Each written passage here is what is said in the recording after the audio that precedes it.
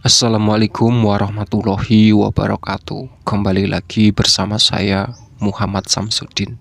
Di kesempatan kali ini saya akan menceritakan sebuah cerita berhaji dengan uang haram pesugihan. Part 2 ya. Langsung ke ceritanya. Cerita horor dimulai. Kulihat jam di ponsel, waktu menunjukkan pukul 9 malam. Tadi Wawan bilang mau kesini setelah maghrib, tapi sampai sekarang belum juga datang. Bunyi sambungan telepon ke ponsel Wawan. Assalamualaikum Bu, sapa Wawan ketika mengangkat telepon dariku. Waalaikumsalam, balasku. Kamu nggak jadi kesini Wan? Tanyaku. Jadi Bu, ini Wawan lagi ada di parkiran rumah sakit. Oh ya udah. Telepon ditutup. Tak lama aku sudah bisa melihat Wawan berjalan mendekat ke arahku. Namun ia tidak sendirian. Ia datang bersama Rama dan Rima beserta ibu dan bapak mertuaku. Murni, kamu keterlaluan. Fajar masuk rumah sakit tapi gak mau ngasih tahu ibu. Hardik ibu mertua.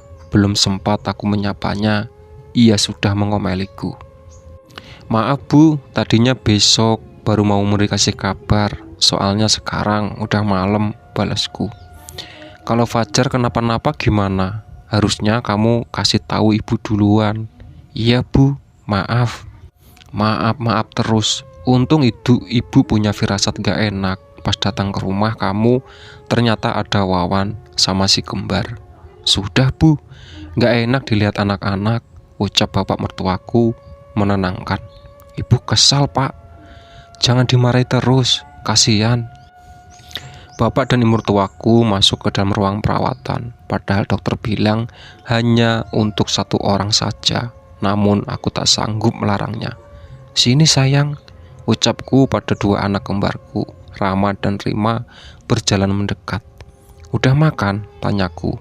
Udah Bu, jawab mereka kompak. Bu, aku mau lihat ayah, ucap Rama. Nanti ya, sekarang ayah lagi tidur. Harusnya kamu gak ajak Rama dan Rima Wan, ucapku pelan pada Wawan. Di rumah gak ada siapa-siapa Bu. Hesti kemana? Pulang kan? Udah malam juga Bu.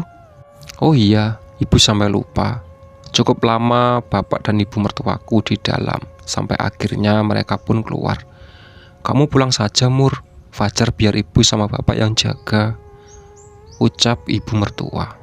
Iya, kasihan anak-anakmu di rumah, gak ada yang ngurus nanti, timpal bapak mertuaku. Iya Bu, balasku. Sebenarnya aku masih ingin di sini menemani Mas Fajar, namun aku tak bisa menolak permintaan bapak dan ibu mertuaku. Tentu saja mereka sama khawatirnya denganku, apalagi Mas Fajar merupakan anak bungsu kesayangannya. Sebaiknya kamu pulang sekarang, istirahat dulu, besok balik lagi ke sini, pesan bapak mertuaku. Iya Pak. Aku pun pamit pada mereka, lalu berjalan di tempat parkir sambil menggandeng tangan putri kecilku, Rima. Ibu udah makan? Tanya Wawan. Belum, balasku. Di rumah gak ada makanan. Sebelum pulang cari tempat makan dulu aja Wan. Iya Bu. Tiba di parkiran, kami langsung masuk ke mobil. Aku duduk di tengah berdua anak kembarku. Mobil pun melaju pergi meninggalkan rumah sakit. Udah mau jam 10, paling cuma ada tukang nasi goreng Bu, ucap Wawan sambil mengudi. Ya nggak apa-apa. Mobil melaju ke arah rumah. Tak jauh dari rumah ada penjual nasi goreng langgananku. Di sanalah Wawan menghentikan mobilnya. Kami duduk di bangku kayu panjang sambil menunggu pesanan. Entah kenapa, setelah mendengar cerita dari Ustadz Haidir, pikiranku menjadi tidak tenang. Aku terus memikirkan tentang pesugihan yang dilakukan Mas Fajar. Bu, ucap Wawan menghamburkan lamunanku. Iya Wan, balasku. Dari tadi bengong aja, ada apa sih? Tanyanya. Nggak ada apa-apa, elakku. Pasti lagi mikirin bapak ya, tebaknya. Iya, terpaksaku mengaku.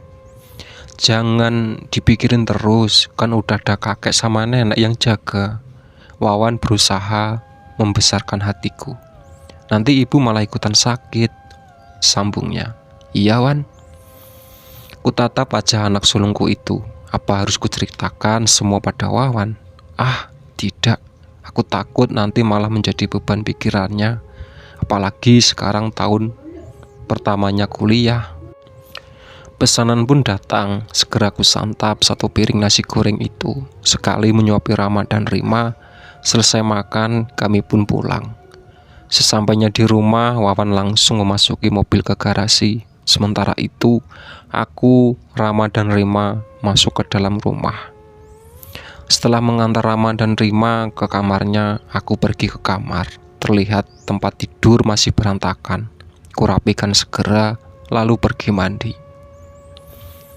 Keluar dari kamar mandi, kulihat Wawan sedang duduk di ruang tengah, menyandarkan punggungnya di sofa sambil menatap layar televisi. Wajahnya tampak lelah. Kamu nggak tidur, Wan? Tanyaku. Bentar lagi, Bu, balasnya. Jangan tidur malam-malam, pesanku seraya berjalan ke kamar. Iya, Bu. Di kamar, aku langsung merebahkan tubuh di atas tempat tidur, mengistirahatkan punggung yang mulai terasa pegal. Setelah hampir seharian duduk di rumah sakit, mata mulai terasa berat. Tak lama, aku pun tidur. Murni. Sayup-sayup terdengar suara yang tak asing di telingaku. Suara Mas Fajar. Aku membuka mata memastikan yang kudengar barusan. Murni. Suara kembali terdengar arahan dari luar kamar. Aku pun bangkit dari tempat tidur, lalu berjalan keluar kamar. Ruang tengah terlihat sepi, mungkin Wawan sudah tidur di kamarnya. Mur, kini suara terdengar dari luar rumah. Ada perasaan sekaligus ragu untuk berjalan ke rumah. Namun rasa penasaranku ternyata jauh lebih besar. Kubuka pintu depan, hanya terlihat halaman depan rumah yang agak gelap. Mur, spontan aku menoleh ke sumber suara itu. Di dekat pohon jambu terlihat seorang berjalan mendekat, muncul dari balik kegelapan. Kemudian ia berdiri tak jauh dari pohon jambu. Mas Fajar, aku sangat terkejut dengan apa yang kulihat. Mur, tolong aku Mur, ucap Mas Fajar. Awalnya ingin sekali berjalan mendekat, namun aku baru ingat kalau Mas Fajar sedang berada di rumah sakit. Lalu, siapa yang ada di hadapanku sekarang? Mur, tolong Mur, ucapnya lagi melangkah mendekat. Kini aku bisa lihat wajahnya yang tampak pucat. Ada tali yang mengikat kedua tangannya, serta mengitari lehernya. Rasa takutku mulai tumbuh dan mundur perlahan. Mur, toh. Belum sempat ia menyelesaikan kalimatnya, tubuhnya seperti tertarik ke belakang, lalu menghilang. Astagfirullah. Bergegas aku masuk ke dalam rumah. Namun sesaat sebelum pintu ketutup, terlihat cahaya berwarna merah menyala dekat pohon jambu. Dari jauh ukuran terlihat cukup besar. Cahaya itu bergerak ke kiri dan ke kanan lalu menghilang. Tiba-tiba ada yang menepuk punggungku. Kini perasaan takut mulai menguasai hatiku, hingga tak berani untuk menengok ke belakang. Aku terus beristighfar dalam hati. Perlahan membalikkan badan. Ternyata Wawan sudah berdiri di hadapanku. Aduh Wan, bikin ibu kaget saja, ucapku. Loh, ibu ngapain malam-malam keluar rumah? Tanyaku. Tadi ibu... Aku tak melanjutkan ucapan. Tadi kenapa? Tanyanya lagi. Nggak kenapa-napa, cuma di kamar gerah aja, elakku. Kan tinggal nyalain AC-nya, Bu. Terlalu dingin nanti, elakku lagi. Kamu belum tidur? Imbuhku mengalihkan pembicaraan seraya mengunci pintu depan. Baru mau tidur, Bu, balasnya. Emang sekarang jam berapa? Jam 2, Bu. Udah sana tidur, besok bukannya kuliah. Kuliah siang, Bu. Aku pun kembali ke kamar, begitu pula Wawan. Di dalam kamar mata ini sulit terpejam. Berkali-kali ku coba tetap gagal. Aku terus memikirkan tentang kejadian tadi, kejadian yang begitu nyata. Jika Mas Fajar ada di rumah sakit, lalu siapa yang sosok menyerupai tadi? Ditambah ada dua cahaya merah di dekat pohon jambu. Apakah ini ulah jin pesugihan? Sudah jam 2 pagi, aku hanya terbaring di alas tempat tidur. Tak lama terdengar azan subuh berkumandang. Aku pun bangkit berjalan menuju kamar mandi. Saat dinginnya air wudhu menyentuh wajah, seketika itu perasaan ini menjadi lebih tenang. Rasa kantuk pun mendadak hilang. Bergegas aku sholat subuh. Doaku hanya satu, semoga keluarga ini dilindungi dari segala malapahaya dan Mas Fajar bisa segera pulih. Setelah sholat subuh, aku berjalan ke kamar Wawan untuk membangunkannya. Cukup sulit, tapi akhirnya ia bangun juga. Kemudian kembali ke kamar, melanjutkan zikir subuh yang tertunda tadi. Tok tok tok. Assalamualaikum. Terdengar suara seorang dari pintu depan. Astagfirullah, ucapku seraya membuka mata. Tanpa sadar, aku tertidur di atas sajadah. Ku tatap jendela kamar, langit sudah terlihat terang. Aku bangkit lalu berjalan ke depan pintu. Assalamualaikum. Kali ini jelas sekali itu suara Hesti. Waalaikumsalam, sautku seraya membuka pintu. Hesti tampak bingung melihatku yang masih menggunakan mukena. Aduh, maaf, ibu lagi sholat ya? Tanyanya. Enggak kok, Hes. Tadi ketiduran pas habis sholat subuh, balasku. Ada apa, Hes? Imbuhku. Udah mau jam 8, tapi toko belum dibuka. Astagfirullah, udah jam 8? Iya, Bu. Masuk dulu, Hes. Dengan sedikit berlari, aku menuju kamar Rama dan Rima. Ternyata mereka berdua sudah bangun. Bentar, ibu buatkan sarapan ya sayang, ucapku lalu kembali ke kamarku. Ku ambil kunci di toko di laci nakas, melepas mukena lalu kembali ke ruang tamu. Ini Hes, nanti ibu nyusul ya, soalnya mau buat sarapan untuk si kembar sama antar mereka sekolah, ucapku seraya menyerahkan kunci toko. Iya Bu. Hesti pun pamit pergi ke toko. Bergegas aku pergi ke dapur memasak sarapan untuk dua buah hatiku, kemudian menemani mereka mandi. Ayo pakai seragamnya, ucapku seraya berlari kecil menuntun Rama dan Rima ke kamarnya. Kulihat jam dinding di ruang tengah, waktu menunjukkan pukul 8.40. Sepertinya hari ini mereka akan terlambat sekolah. Wawan pun masih tidur, tak mungkin bisa segera mengantar kedua adiknya. Ku ambil ponsel di kamar lalu menelepon Hesti, memintanya agar mencarikan tukang becak di jalan utama. Sementara itu, aku memastikan perlengkapan sekolah Rama dan Rima agar tidak ada yang tertinggal. Teng teng, bunyi benturan besi di depan rumah. Ayo sayang, becaknya sudah datang, ucapku seraya menuntun mereka keluar rumah. Ibu, tali sepatunya, keluh Rama. Iya, nanti dibecak. Kunaikkan kedua anakku ke becak, lalu mengunci pintu rumah. Becak pun melaju ke taman kanak-kanak tempat mereka bersekolah. Udah mau jam 9, Bu, teriak Hesti saat becak yang kami tumpangi melewati depan toko. Iya, sautku. Kebetulan sekolah Rama dan Rima tidak begitu jauh dari rumah. Kurang 10 menit, kami sudah sampai di sana. Bang, tunggu ya, ucapku pada tukang becak. Iya Bu, balasnya. Dengan langkah terburu-buru, aku mengantarkan Rama dan Rima ke depan kelasnya. Tumben terlambat Bu, ucap Bu Guru yang sedang berdiri di dekat pintu.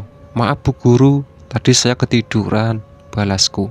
Iya Bu, tidak apa-apa, pelajaran juga belum dimulai, ucapnya seraya mempersilahkan Rama dan Rima masuk ke dalam kelas. Setelah melihat kedua anakku duduk di kursi, aku pun langsung pulang. Ke rumah lagi Bang, ucapku pada tukang becak. Sesampainya di rumah, aku langsung membersihkan rumah, mencuci piring dan pakaian kotor. Setelah itu, pergi mandi. Kulihat jam di layar ponsel, waktu menunjukkan pukul 10 pagi. Sebelum berangkat ke toko, aku menyiapkan makanan untuk Wawan, kemudian membangunkannya. Di teras depan, aku berdiri sebentar menatap pohon jambu, sebuah pohon jambu kancing yang berbuah lebat berwarna merah. Apa mungkin cahaya merah yang kulihat semalam itu berasal dari jambu? Sepertinya tidak mungkin. Ukuran cahaya pun lebih besar dari jambu.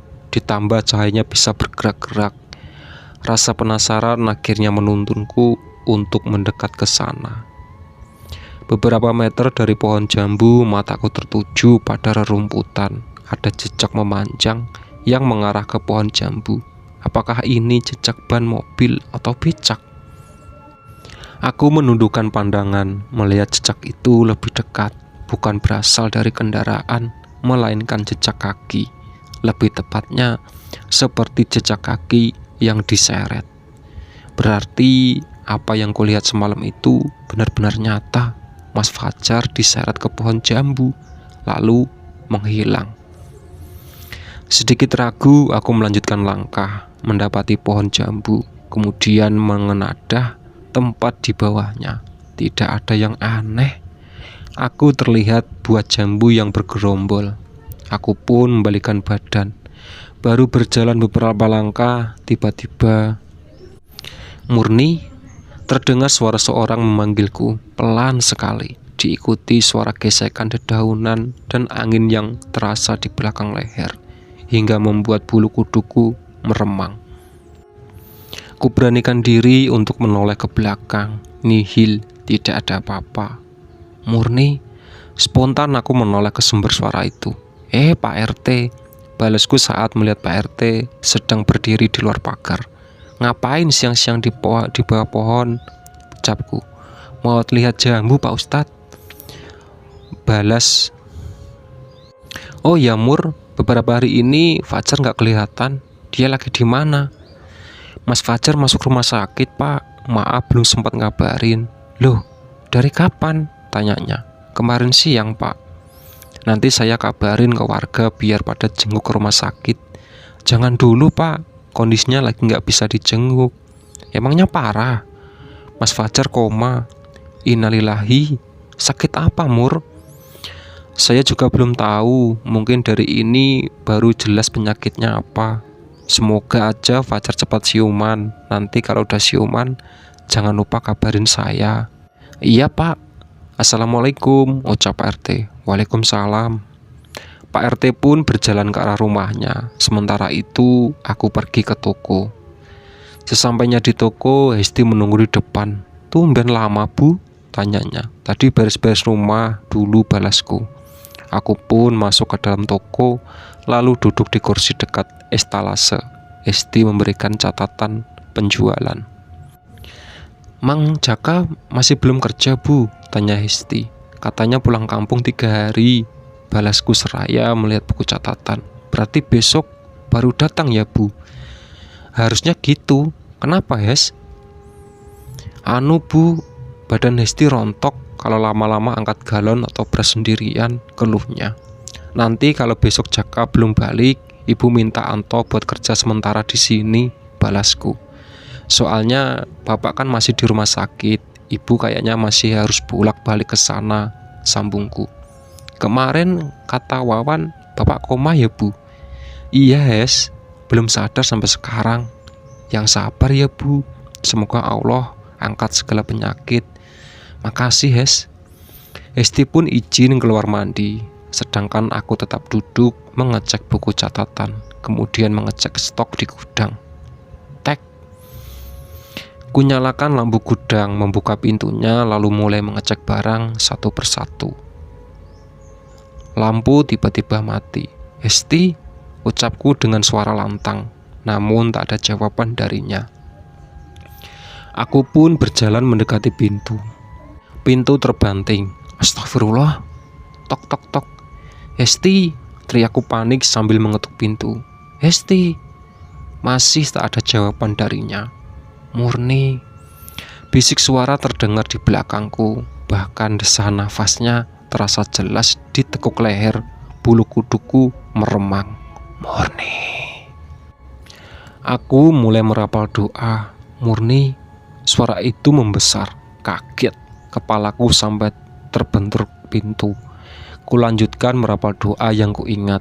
Suara itu tidak lagi terdengar. Hesti, teriakku sambil mengetuk pintu. Tak lama gagang pintu bergerak. Kriet, pintu itu pun terbuka. Ibu, ngapain di gudang gelap-gelapan? Ucap Hesti yang kebingungan. Siapa yang kunci pintunya? Tanyaku. Loh, Hesti baru balik dari kamar mandi. Lagian tadi pintunya nggak dikunci, Bu. Ya udah, nggak apa-apa, nggak usah dipikirin. Balasku seraya berjalan ke bagian depan toko. Hesti pun mengikuti dari belakang. Bu, ucap Hesti. Ya, balasku. Sebenarnya ada yang mau Hesti ceritakan. Cerita apa, Hes? Tentang gudang, ucapku agak pelan. Emang ada apa sama gudang? Tanyaku penasaran. Jadi Hesti pun mulai bercerita. Kemarin waktu Hesti berjaga sendiri di toko, ia tidak berani keluar kamar mandi karena harus melewati gudang.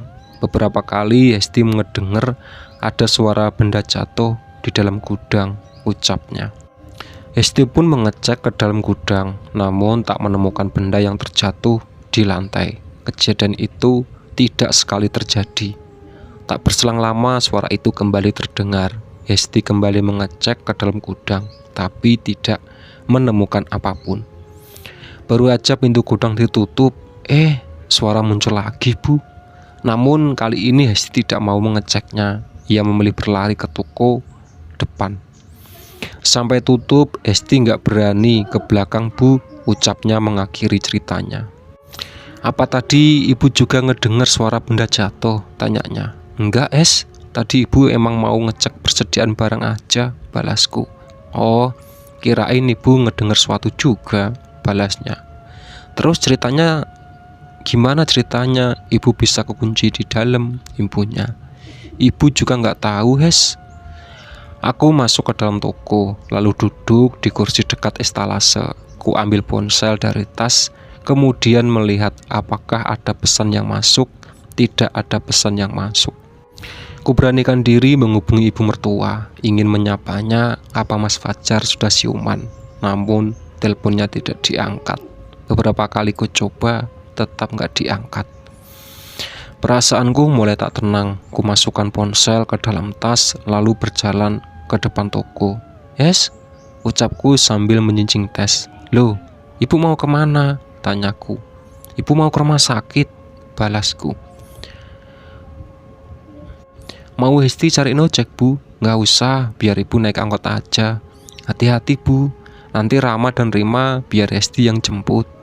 Makasih ya, Hes, balas. Iya, Bu. Assalamualaikum. Waalaikumsalam. Aku berdiri di pinggir jalan utama menuju angkot yang lewat. Cukup lama sampai angkot dengan jurusan yang kucari pun muncul. Rumah sakit Mitra? Tanyaku memastikan. Iya, Bu. Aku pun naik ke dalam angkot. Sepanjang perjalanan perasaanku gelisah. Kenapa ibu mertua tidak mengangkat teleponku? Apa jangan-jangan terjadi sesuatu pada Mas Fajar? 20 menit perjalanan ini terasa menyiksaku, hingga akhirnya aku tiba di depan rumah sakit. Dengan sedikit berlari, aku masuk ke area rumah sakit sambil tetap berdoa. Semoga Mas Fajar baik-baik saja. Sesampainya di lorong menuju kamar perawatan, kondisi sepi, tak terlihat seorang pun.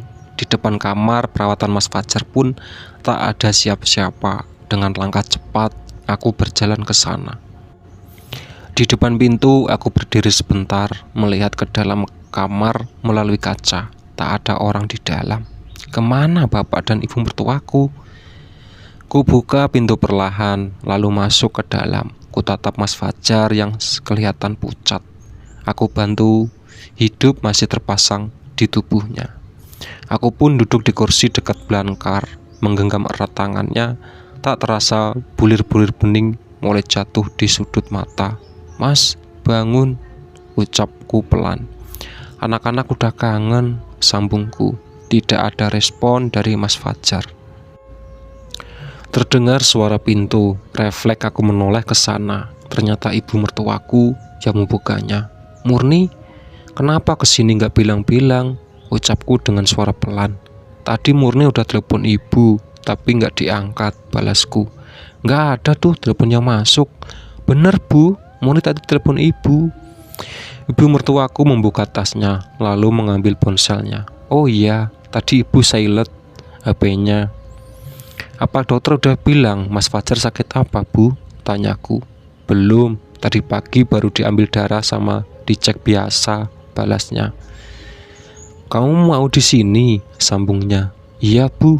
Ya udah, ibu mau pulang dulu. Dari kemarin ibu belum mandi. Nanti kalau ada apa-apa, jangan lupa kabarin ibu. Pesan ibu mertuaku seraya pergi meninggalkan kamar. Kini hanya tinggal aku dan Mas Fajar. Aku pindah duduk di sofa kecil, menyandarkan punggung sambil menatap wajah Mas Fajar. Mas, kenapa kamu melakukan itu? Pikirku. Tega sekali kamu menafkahi kami dengan uang haram. Aku terus merutuku diri sendiri karena tak bisa menjaga keluargaku dari jeratan setan. Pesugihan yang dilakukan Mas Fajar kini mulai terimbas padaku. Aku takut jin pesugihan itu akan mengincar anak-anakku juga. Tak terbayang jika terjadi sesuatu pada mereka. Apa ini yang kamu inginkan, Mas? Pikiranku menerawang jauh ke belakang, membayangkan masa-masa awal pernikahan dulu. Kondisi keuangan kami tidak terlalu baik, begitu pula Mas Fajar. Sehingga kami hanya mampu mengontrak sebelum rumah petak kecil di pinggir kota. Saat itu juga aku masih bekerja sebagai penjaga toko kue, sedangkan Mas Fajar sebagai buruh pabrik. Hidup pas-pasan tidak membuat kami kehilangan kebahagiaan. Justru aku merasa lebih bahagia saat itu. Hanya dengan duduk berdua di depan televisi tabung pun hati ini sudah senang. Namun menjalani bahtera rumah tangga rasanya tak lengkap bila belum melalui badai. Apakah kamu ingat, Mas, masa-masa terberat kita saat aku mengandung Wawan dan harus berhenti bekerja? Tak selang berapa lama kamu pun di PHK dari pabrik. Ucapku dalam hati, masih menatap wajah Mas Fajar yang terbaring koma. Tak memiliki persediaan uang, kami pun sampai pontang-panting mencari uang untuk biaya persalinan. Mas Fajar sampai harus mencari kerja serabutan. Sementara itu, aku mulai membuat kue dan menitipkan ke warung-warung. Wawan pun lahir, tapi kami belum memiliki cukup uang untuk membayar biaya persalinan. Sementara hari aku ditahan di rumah sakit. Hingga akhirnya keluarga besar kami patungan dan aku pun bisa kembali ke rumah. Beberapa kali ibu mertuaku menawarkan bantuan, tapi Mas Fajar selalu menolaknya. Ia tetap memiliki tekad kuat membiayai keluarganya dengan usaha sendiri. Pernah suatu hari Mas Fajar pulang ke rumah dengan wajah lesu. Bajunya kotor serta bau keringat tercium kuat dari tubuhnya. Maaf Mur, cuma dapat uang segini, ucap Mas Fajar sambil menyerahkan uang Rp25.000. Tak ada senyuman yang terlihat di wajahnya. Namun aku berusaha membesarkan hatinya dengan berkata, yang penting halal Mas. Tidak masalah berapapun uang yang didapatkan Mas Fajar, yang terpenting ia mendapatkan dengan cara halal.